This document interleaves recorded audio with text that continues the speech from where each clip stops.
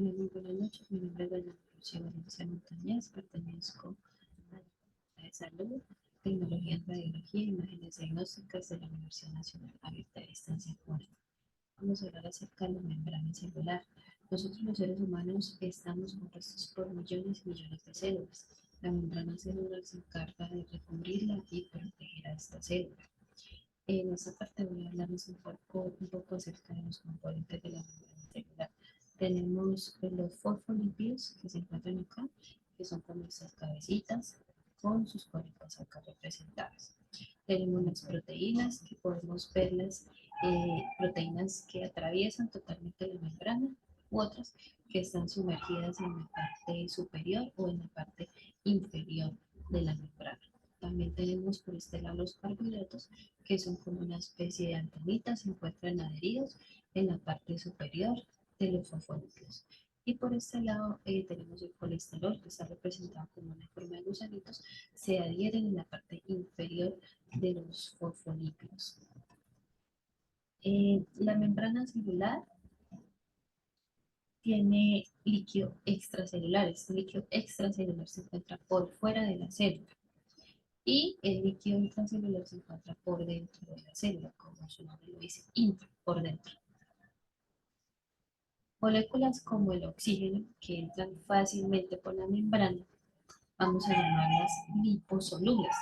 Y esta molécula, como está de glucosa, que es difícil para que se pueda entrar a la membrana, vamos a llamarlas hidrosolubles. Vamos a hablar un poco acerca de los fosfolípidos.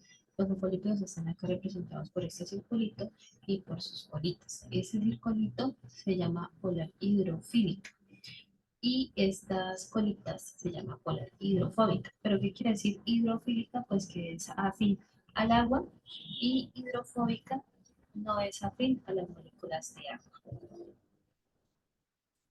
Por esa parte de acá, la membrana tiene, como ya les decía, los fosfolípidos con sus colitas hacia abajo o sus colitas hacia arriba.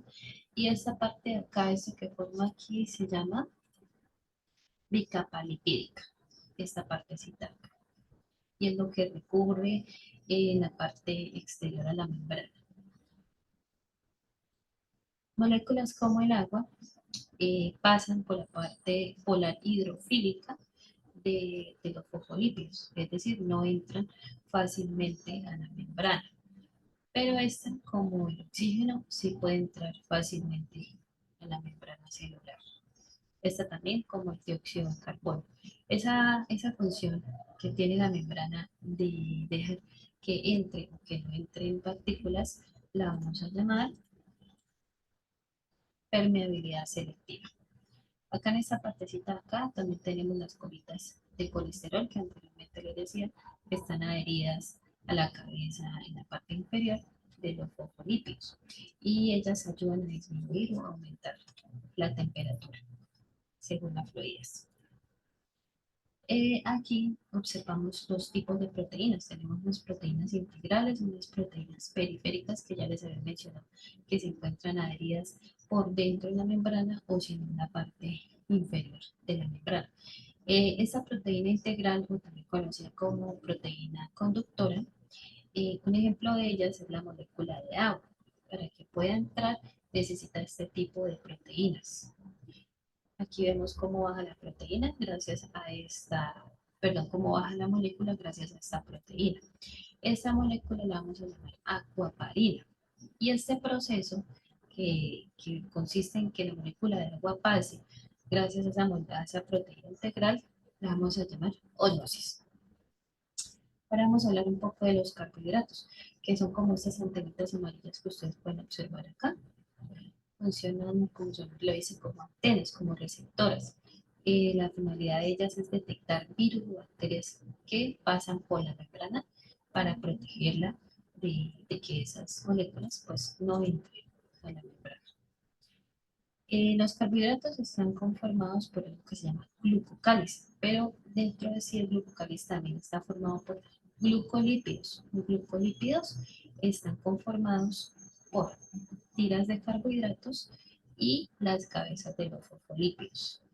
Y las glucoproteínas están compuestos por las tiras del carbohidrato con las moléculas de proteínas.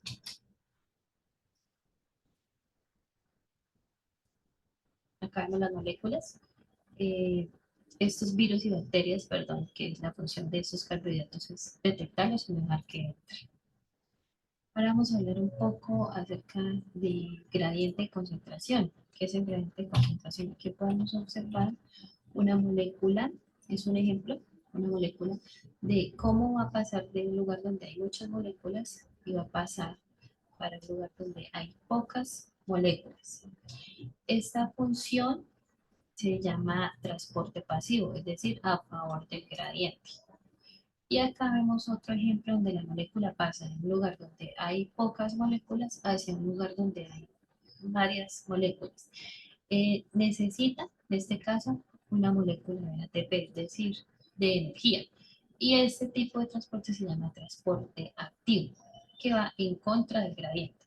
Entonces, en conclusión, el transporte pasivo va a favor del gradiente y el transporte activo va en contra del gradiente de concentración. Vamos a hablar ahora acerca del transporte activo. Se divide en dos, en simple y en facilitado.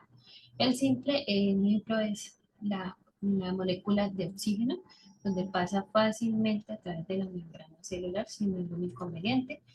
Ese proceso lo vamos a llamar difusión. Está en favor del gradiente. Otro ejemplo acá es el dióxido de carbono. Como lo vemos acá, pasa muy fácilmente a través de la membrana. Y la otra división del transporte pasivo es el transporte facilitado.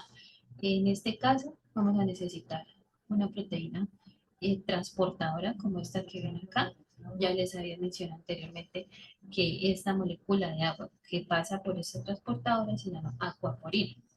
Y acá vemos otro tipo de molécula que es la glucosa.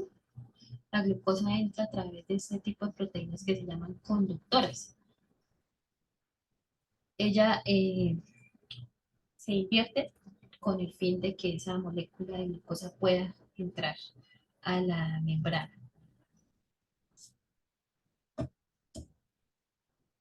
Ahora el transporte activo. El transporte activo, un ejemplo es la bomba de sodio y potasio. Acá vemos de nuevo una proteína transportadora donde funciona como un imán. Llama como esas partículas de sodio gracias a una molécula de ATP. Atrae una partícula de ese ATP en contra del gradiente y aquí vemos que pasa después en la molécula, la proteína, perdón, se invierte hacia arriba y libera esas moléculas de sodio y llama de nuevo a unas moléculas de potasio. ¿Qué sucede ahí? Vuelve y se invierte, esa proteína se invierte y libera de nuevo las moléculas de potasio y de nuevo se adhiere las de potasio. Esto se llama en contra del gradiente.